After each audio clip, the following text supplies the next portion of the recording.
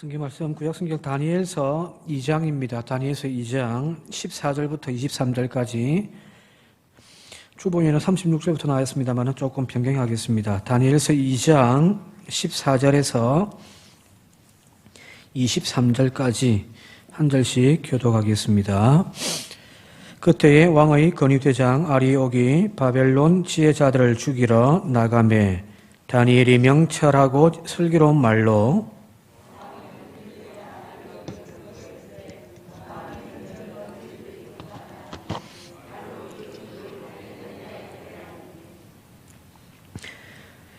다니엘이 들어가서 왕께 구하기를 시간을 주시면 왕에게 그 해석을 알려드리리이다 하니라.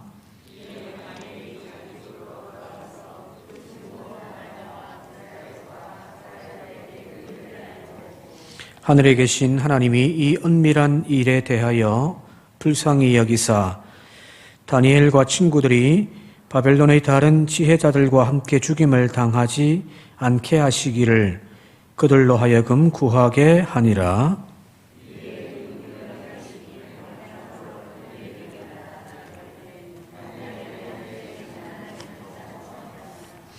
다니엘이 말하여 이르되 영원부터 영원까지 하나님의 이름을 찬송할 것은 지혜와 능력이 그에게 있음이로다.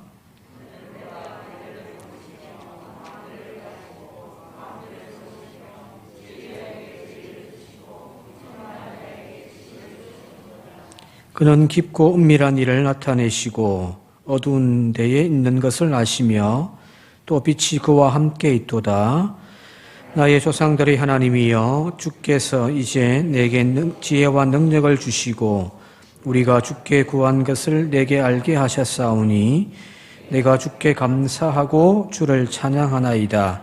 곧 주께서 왕의 그 일을 내게 보이셨나이다 하니라.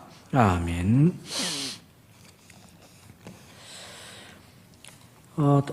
그냥 다니엘서 오늘 2장 전체를 좀 하려고 했는데 준비하다 보니까 이게 좀 분량이 너무 많아가지고 좀 잘라서 이번 주 다음 주 이렇게 2장을 좀 살펴보도록 그렇게 하도록 하겠습니다. 다니엘서 2장은 잘 아시고 있는 대로 그 바벨론의 느부갓네살 왕, 정확한 이름은 네부카드네자르 2세거든요. 이걸 이제 우리 한글 성경에서는 그냥 느부갓네살이라고 했는데 네부카드네자르 2세가 정확한 그의 이름입니다. 그가 지금 꿈을 꾸었는데 그 꿈의 해몽 문제를 가지고 지금 번민을 하고 있습니다. 그래서 그 나라에 있는 모든 신하들을 그리고 또 지혜자들 또 점쟁이들 또 하늘의 별을 보고서 그 천문학을 연구하는 박사들까지 다 불러가지고 자신의 꿈과 자신의 그 꿈의 해몽을 해달라고 하는 거예요. 근데 여기 보면은 저도 꿈을 꿨거든요. 여러분도 꿈 꾸죠, 그죠? 근데 뭐 꿈이 조금 불길하다고 해서 예를 들어서 오늘 밤에 잠을 잤다가 꿈을 꿨는데 좀 불길한 꿈을 꿨어요. 그것 때문에 맨날 며칠을 끙끙 앓고 또 막 사람들 찾아가지고 막 내 꿈이 뭐냐고 막 묻고 그걸 해결하지 못하면 막 성질내고 싸우고 혹시 그런 분 계신가요? 있습니까? 그 정도면 병원 가야 됩니다. 그 정신병이거든요. 그죠? 꿈 한 번 꿨는데 그 꿈 때문에 온 나라가 지금 엉망진창이 되어버린 거잖아요. 그죠? 자, 근데 이 이상한 이야기가 이상하지 않는 이유가 뭐냐면은 히브리 성경 원어를 보게 되어지면은 그가 지금 꿈을 꾸었다고 되어 있는데 이 꿈이라고 하는 히브리 단어가 할롬입니다. 할롬. 이 할롬인데 이 히브리 성경 원어에 보게 되어지면 어떻게 되어 있냐면은 이 할롬이라고 하는 단어가 사용되어진 것이 아니라 할로모트 이렇게 되어 있습니다. 할로모트. 이 무슨 말이냐면 할롬은 꿈이에요. 단수예요. 근데 할로모트는 복수입니다. 꿈을 한 번 꾼 것이 아니에요. 맨날 며칠을 똑같은 꿈을 꾼 거예요. 그러니 환장을 하는 거죠. 그죠? 여기 지금 느부갓네살 왕이 지금 번민하면서 맨날 며칠을 잠을 못 자고 있는 이유는 뭐냐면 그냥 한번 개꿈 꾸고 그것 때문에 괴로워하고 찝찝해 이게 아니라 몇 날 며칠을 같은 꿈을 꾸는 거예요. 그래서 복수형 꿈들입니다. 사실은요. 그러니 번민에 빠졌습니다. 답답합니다. 이건 단순하게 일회적인 꿈이 아니죠. 그죠? 똑같은 꿈을 계속 꾼단 말은 이건 사실은 어떤 오늘날로 심리학적으로 이야기하면은 내 내면에 어떤 자기 계시라고도 하고요. 이걸 이제 옛날로 이야기하면은 신의 계시인 거죠, 그죠? 분명히 이거는 신이 나에게 무엇인가를 계시한 건데 꿈을 해석을 못하는 거예요. 그래서 자신의 왕국에 있는 현자들, 점쟁이들, 박사들 다 불러 모아놓고서 자기의 꿈에 대하여 해석을 하라고 하는 이야기입니다. 근데 여기서 문제는 뭐냐면은 이 느부갓네살 왕이 자신의 꿈에 대한 내용을 이야기를 해주고 내가 어젯밤에 이런 꿈을 꿨는데 이 꿈이 뭔지를 모르겠네. 예를 들면은 똑같은 비슷한 유형의 이야기가 창세기에 나와 있는 요셉의 이야기잖아요, 이거죠. 요셉은 애굽의 바로가 꾸었던 꿈을 듣고서 거기에 대하여 해석을 하는 이야기. 근데 참 저는 그거 봐도 또 이해가 안 되는 게 애굽의 지혜자들이라고 하는 사람들이 다 모여가지고 바로가 자기가 꾸었던 꿈의 이야기를 해주는데 그걸 해석하는 사람이 아무도 없다는 게 저는 이해가 안 돼요. 저는 축복을 알겠는데. 그거는 이야기를 해주니까 거기에 대하여 이제 해석을 달아주면 되는 거잖아요, 그죠? 근데 여기 지금 느부갓네살 왕은 자신의 꿈에 대한 내용을 이야기를 해주지 않습니다. 그래서 뭐라고 이야기하냐면은 자신의 꿈과 그 해석을 나에게 이야기해 달라는 거예요. 그래서 이 꿈과 그 꿈에 대한 해석을 해보고 하는 자에게는 상과 높은 관직을 내가 주겠다라고 이야기를 하고 반대로 그 꿈과 해석을 알게 하지 못할 경우 여기 있는 모든 자 다 죽여버리겠다는 거거든요. 환장할 노릇이죠, 그죠? 도무지 해결책이 나오지 않는 불가지론입니다. 도저히 알 수 없는 문제예요, 이거는요. 10길 물속은 알아도 한 길 사람 속을 모르는 거잖아요. 같이 지금 침상에 누워있는 부부가 서로 무슨 생각을 하고 있는지 말하지 않으면 어떻게 알아요, 그죠? 제일 부부싸움이 많이 하는 게 그거잖아요. 여보, 나 사랑해? 아이, 당연하지, 알지. 알잖아. 말로 해야 되나? 해버리면 싸움이 일어나는 거죠, 그죠? 말을 해야 되는 거예요. 말을 해야 자신의 생각, 자신의 감정을 상대방이 알 수가 있는데 지금 말을 안 하고 있으니 그 속마음을 어떻게 알아요? 꿈을 알아야 꿈에 대한 해석이 나올 건데 지금 환장하는 거예요. 그래서 이 갈대아인들의 술사들, 점쟁이들 그들이 일제히 하는 말이 오늘 11절에 나와 있습니다. 11절 같이 한번 읽어볼게요. 시작. 왕께서 물으신 것은 어려운 일이라 육체와 함께 살지 아니하는 신들 외에는 왕 앞에 그것을 보일 자가 없나이다 한지라. 이거는 사람의 영역으로 알 수 없는 거예요. 신이 아니면은 이거 알 수 없는 거라는 거예요. 자, 여기서 이제 이게 다니엘서 전체, 2장 전체의 주제가 나오는 겁니다. 다니엘이 지혜가 있어가지고 그의 꿈을 해석해주고 그리고 높은 관직에 올랐더라고 하는 그 다니엘 자신에게 포커스를 맞추는 것이 아니라 사실은 여기 나와 있듯이 이 모든 영역은 인간의 지혜로 도저히 도달할 수 없는 그 모든 것들을 다 통찰하시는 하나님의 지혜에 대한 이야기입니다. 하나님에 대한 지혜에 대한 이야기예요.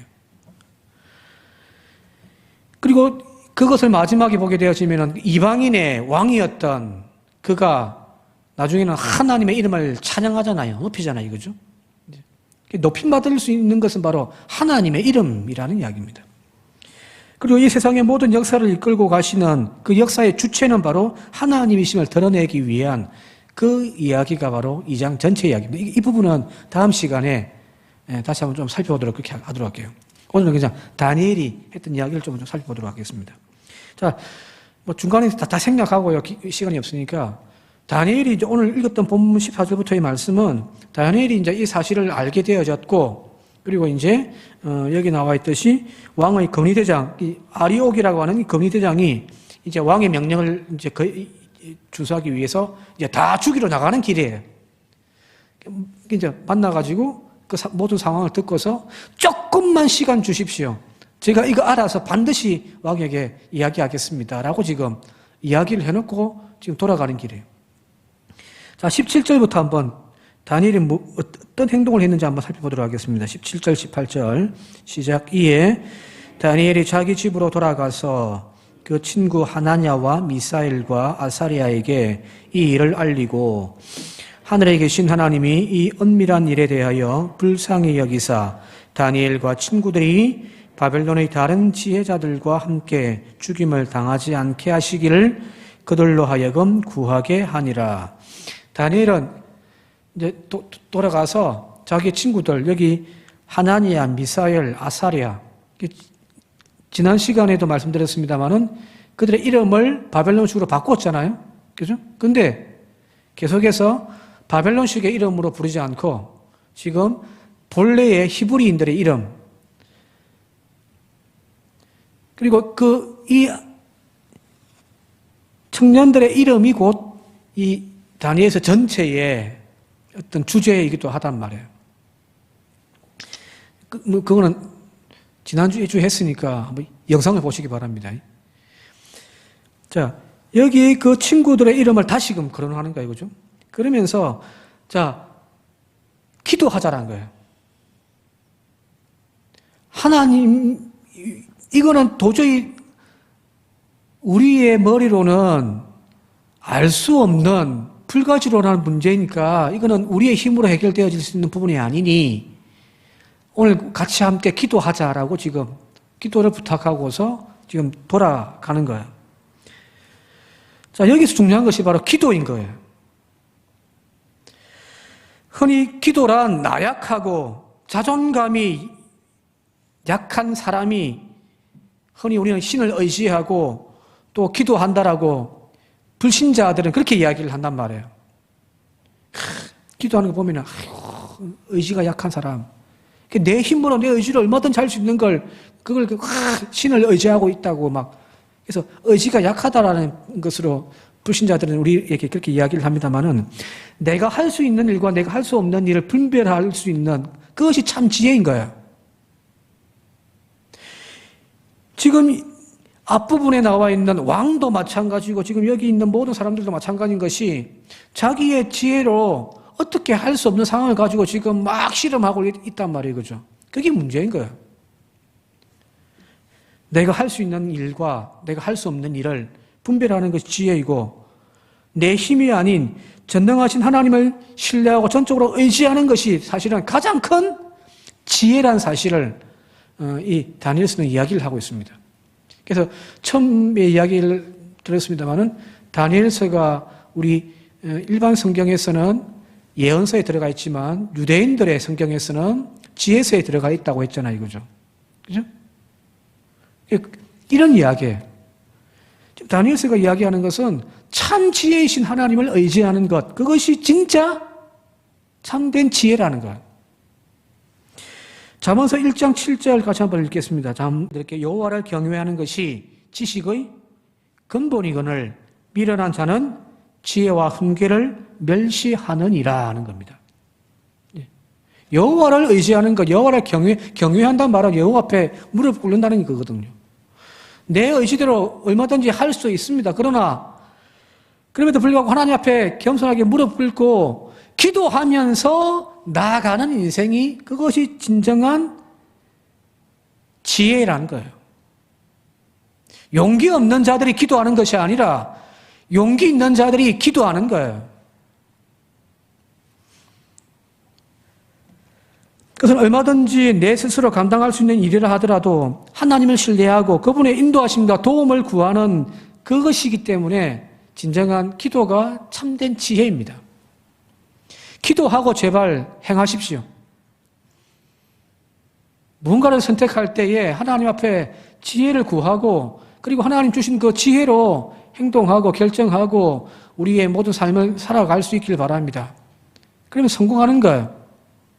그 잠언서의 전도서와 잠언 지난번에 살필 때 그 이야기를 했습니다만은 지혜란 다른 것이 아니라 하나님의 정해놓으신 그 길을 걸어가는 거거든요. 머리가 똑똑한 것이 아니에요. 많이 배워온 것이 아니에요.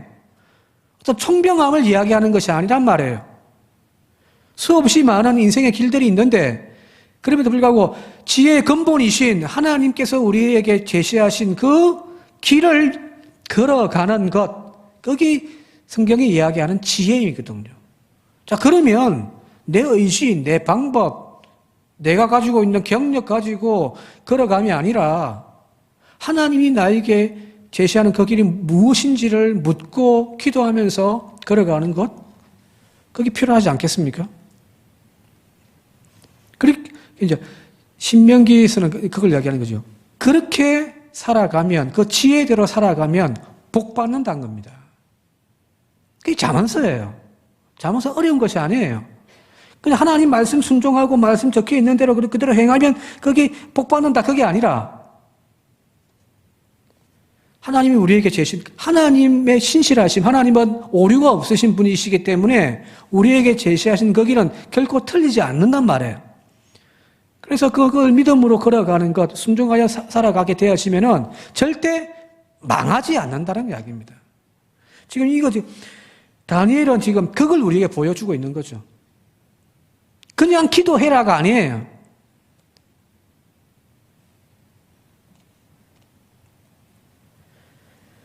또한 우리가 기도해야 할 진짜 이유는 뭐냐면, 오늘 여기도 나와 있습니다만 우리의 힘과 능력과 지혜로 어찌할 수 없는 일들이 우리의 인생 가운데 수없이 많잖아요. 내 힘과 내 지혜로 다 할 수 있던가요? 그랬으면 내 인생이 지금 이렇게 불행하지 않잖아요. 그죠? 내가 할 수 있는 것보다 내가 할 수 없는 일들이 사실은 우리의 삶 가운데 가득 차 있단 말이거든요.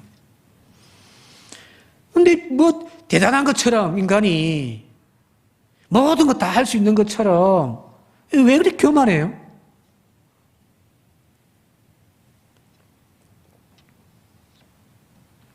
아무리 답을 찾아 몸부림쳐봐도, 그리고 그 고통의 현실을 바꿔보려고 애써 보려고 몸부림쳐봐도 변하지 않는 그런 문제들이 우리의 삶 가운데 산적해 있잖아요. 기도하지 않는 것이 이상한 거 아닌가요? 그죠? 기도하지 않는 것이 이상한 거예요. 불신자들은 기도하는 것이 이상하다고 이야기를 하지만 솔직하게 이야기하면 기도하지 않는 것이 더 이상한 거죠.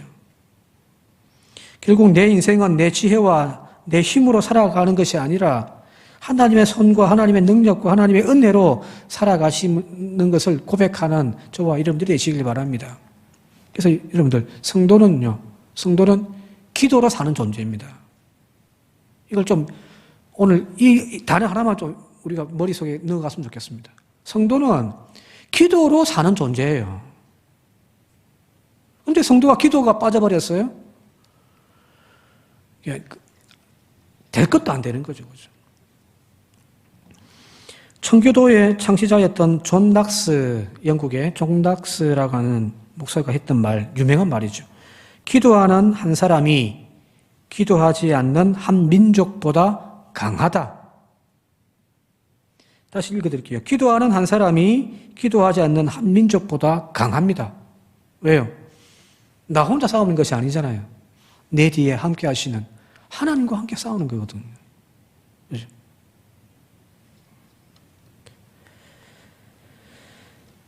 다니엘이 지금 머리 싸매고 막 어떻게 해야 될 그 상황에 가자마자 막 기도하자라고 했던 것, 바보짓이 아니라 다약해서가 아니라 가장 현명한 지혜 있는 행동이라는 사실을 오늘 우리가 기억했으면 좋겠습니다. 또 한 가지, 지금 다니엘이 기도를 하는데 혼자 기도하는 것이 아니라 그의 친구들을 불러 모아놓고서 기도를 당부하는 거잖아요. 오늘 밤새면 오늘 철야 기도 좀 해달라. 그런 말이에요.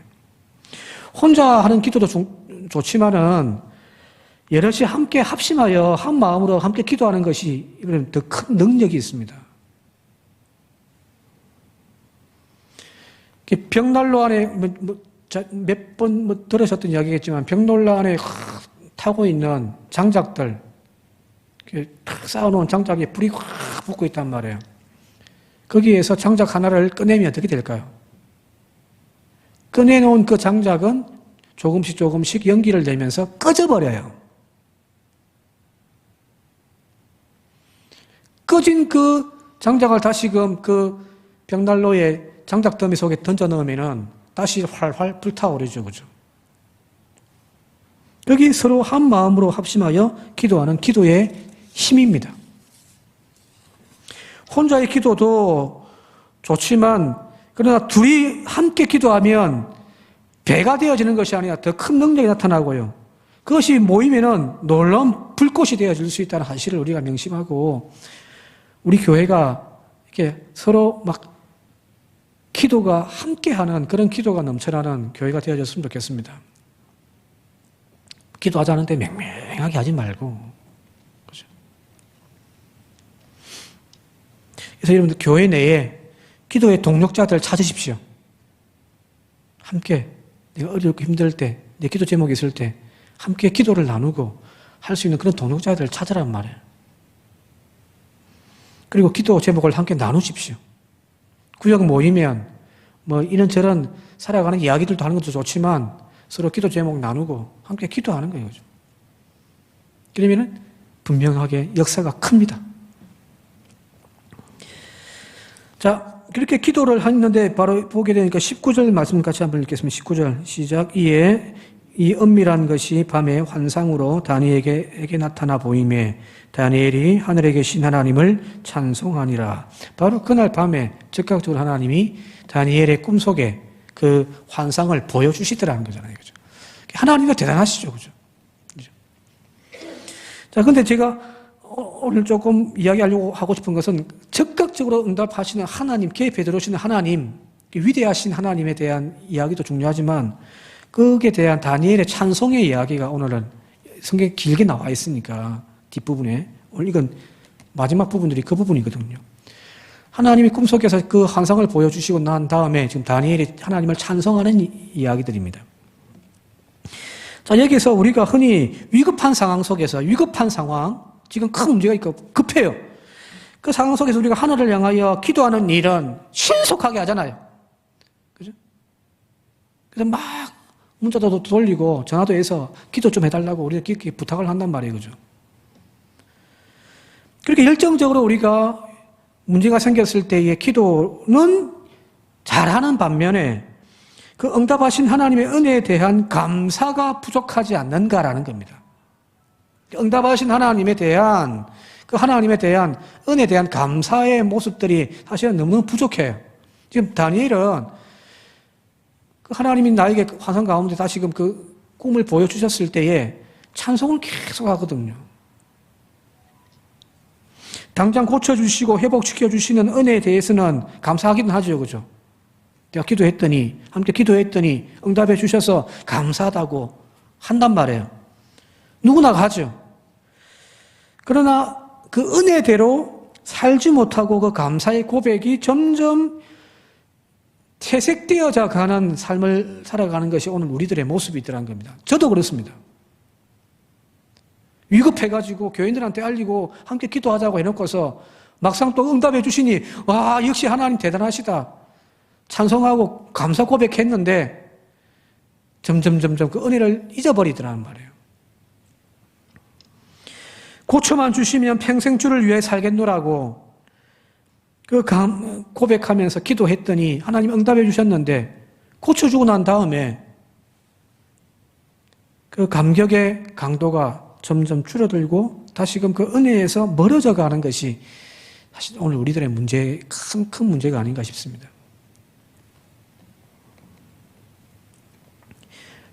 뉴욕에 계시는 최효섭이라고 하는 목사님이 계신데 그분이 이제 수필이라든지 소설을 적는 아동문학 작가입니다. 이분이 적었던 책 중에 오스카 와일드라고 하는 단편 소설이 있습니다. 잘 아실 거예요. 이 이야기는 과거에 예수님께서 복음서에 나와 있는 대로 만나서 고쳐주었던 사람들, 구원해 주었던 사람들에 대한 뒷이야기를 이제 상상 가운데 지어낸 이야기입니다. 거기 보면 몇 종류의 사람들을 만나는데 첫 번째, 한 술 주정뱅이를 만납니다. 거의 폐인이 되어져 있는 이 젊은이를 만나서 주님은 그가 누군지를 알아본 거예요. 그래서 왜 그런 생활을 하고 있느냐라고 주님은 묻습니다. 그때 이 술 주정뱅이가 이렇게 이야기합니다. 당신이 내가 절름발이었을 때 나를 일으켜 걷게 만들어 주셨습니다. 그러나 걸어 다닌들 무엇을 먹고 살라는 말입니까? 그동안 직업을 구해보았으나 만족할 만한 직업을 하나도 얻지 못했습니다. 이 세상 술로 견디지 않을 수 없지 않습니까? 고침받았는데 건강한 몸이 되어져가지고 노가다라도 하며 살아야 되는데 그냥 막 직장 얻지 못해서 그냥 술로 막 보내버린 거예요. 또 다른 한 여자를 만났는데 남자들 가운데서 이렇게 희롱당하고 있는 창녀를 본 거예요. 이제 예수님께서 이 여인에게 이야기합니다. 너는 어째서 이런 생활로 다시금 되돌아갔느냐? 그때 이 창녀가 이야기합니다. 당신이 나를 창녀에서 건져 새 삶을 만들어준 것 같았으나 창녀의 삶에서 손을 씻은들 무슨 행복이 있단 말입니까? 나는 너무너무 고독해서 살 수가 없었기 때문에 다시 결국 창녀의 생활로 돌아갔습니다. 또 한 불량자가 이웃들과 막 싸우는 광경 속에 있는 그 불량자를 본 거예요. 예수님 또 이야기하십니다. 여복식의 청년, 어째서 다시 이런 생활을 하게 되었는가? 그때 이 불량자가 예수님께서 하신 그 물음에 이렇게 대답을 합니다. 나는 당신이 눈을 뜨게 해준 소경이었습니다. 그러나 눈을 뜨고 무엇을 보라는 겁니까? 보이는 것이 모두 신경을 돋구고 귀찮고 화나는 세상이 아닙니까? 결국 나는 화풀이라도 하고 마주치고 받고 하는 생활이 결국 나로 하여금 이렇게 난폭하게 만들어버렸습니다. 눈 떴더니 뭐 보이는 것마다 막 성질을 나게 만드는 거예요. 자, 은혜 받은 사람들, 기적을 경험했던 사람들에 대한 뒷이야기를 소설로 만든 거란 말이에요. 근데 이것이 그냥 단편적인 어떤 가능성을 너무 하지 않았는가 이렇게 싶기도 하지만, 그러나 오늘 우리들의 모습 보면은 다 똑같은 모습이잖아요. 은혜 받았을 때에는 그렇게 하나님 눈물 흘리면서 주를 위해 살겠노라고 그렇게 고백을 해놓고서 결국에는 지금 오늘 우리들 모습은요, 전혀 그때의 감격과는 동떨어져 있는 그런 믿음 생활을 하고 있지는 않습니까? 사람들이 은혜를 받기를 간구하고 고침받기를 간구합니다. 그러나 은혜 받은 그 이후의 삶에 대해서는 그렇게 열심히 간절하게 기도하는 사람들은 그렇게 많지가 않더란 말이에요. 은혜 받고 고침받는 것도 중요하죠, 그죠? 기적을 경험하는 것도 얼마나 중요한 신앙생활의 덕목입니까? 그러나 고침받은 이후에 그 삶이 더 중요합니다. 사도 바울이 그렇게 고백했잖아요. 은혜가 헛되지 아니하게 하려고 하는 표현요. 하나님이 나에게 주신 그 은혜가 헛되지 아니하게 하려고, 고침받은 그 은총에 대한 그 은혜가 헛되지 아니하게 위하여 오늘도 우리는 애쓰며 살아야 될 줄 믿습니다. 진짜 은혜는 응답해 주신 그 기적보다는 그 이후에 우리의 삶에 변화되어진 삶의 모습들이 아닌가 싶단 말이에요. 그걸 오늘 기억하는 저와 여러분 되시길 바랍니다. 적어도 다니엘은 기도 가운데 응답 주신 그 은혜에 대해 찬송도 하지만 그 이후의 삶도 분명해요. 왜 그랬냐면, 자, 48절, 49절 한번 볼까요? 이제 왕에게 만나가지고 그 꿈을 쫙 풀이해 주는 거예요. 다음 시간에 살펴보겠습니다만은, 그때 이제 왕이 그 다니엘에게 이렇게 이야기합니다. 함께 읽겠습니다. 왕이 이에 다니엘을 높여 귀한 선물을 많이 주며 그를 세워 바벨론 온 지방을 다스리게 하며 또 바벨론 모든 지혜자의 어른을 삼았으며, 왕이 또 다니엘의 요구대로 사드락과 메삭과 아벳느고를 세워 바벨론 지방 일을 다스리게 하였고, 다니엘은 왕궁에 있었더라. 이 큰 높은 자리에. 요셉 그 이야기 똑같잖아요, 이거죠. 그 꿈을 해몽함을 통하여서 그걸 높은 자리에 이제 올려주더란 거예요. 자, 그 높은 관직의 자리에 올라 앉았습니다. 근데 놀라운 것은 다니엘은 여전히 변하지 않더라는 거예요. 그것이 다니엘의 위대함이 아닌가 싶습니다. 그것이 이제 뒤에 가면 3장에 그 이야기를 하잖아요. 사자의 굴 속에 들어갔던 이유가 끝까지 기도하는 거잖아요. 이거죠. 저는 이 정도 자리에 올라가면 저도 좀 변할 것 같아요. 이전에 젊은 나이에, 지금 젊습니다만은, 지금보다 더 젊었을 때에는 노예하는 거 보면 짜증도 났어요. 막, 이것도 욕하고 저것도 욕하고. 이러면 안 되는데 하면서 막 비판적인 그런 자세였는데, 어느 순간 노예 임원도 하고 하다 보니까 조금씩 타협이 되더라고요. 그리고 저도 깜짝 놀라는 것이 제가 그렇게 욕했던 그 선배들의 모습을 저도 하고 있다라고 하는 사실을 발견될 때에 너무너무 부끄럽습니다. 사람은 자리에 올라가면 그 자리에 맞는 자기의 포지션에 맞는 그런 생각과 삶의 스타일을 바꾸어 맞춰가는 거죠, 그죠? 그런데 다니엘은요, 아니더라는 거예요.